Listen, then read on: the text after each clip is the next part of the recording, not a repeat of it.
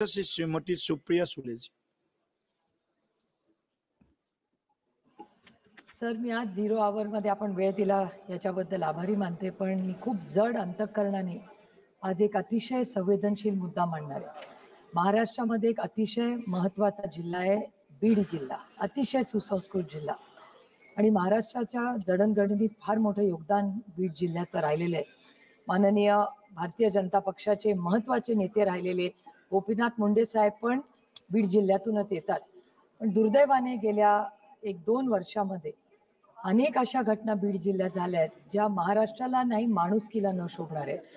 आणि संतोष देशमुख आणि महादेव मुंडे यांच्या अतिशय क्रूर पद्धतीने हत्या झाल्या। सगळ्याच पक्षाच्या लोकांनी त्याची निंदा केली आणि ही अयोग्य घटना झाली मान्य करतात, पण दुर्दैवाने महाराष्ट्राचं गृह मंत्रालय अजून त्याच्यावर काही ॲक्शन घेत नाही।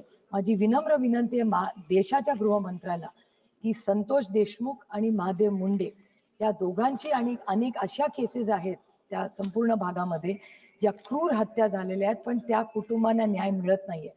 आज संतोष भाऊंची आमच्या वहिनी भगिनी असतील, त्यांच्या कुटुंबातले लोक असतील किंवा महादेव मुंडेंच्या कुटुंबातले लोक असतील, हे सगळे लोक न्याय मागण्यासाठी सगळीकडे फिरतायत, आमदार खासदारांना भेटतायत। मीही त्यांची भेट दोन्ही कुटुंबाची घेतलेली आहे आणि ताकदीने माणुसकीच्या नात्याने आम्ही सगळे त्यांच्याबरोबर उभे आहोत।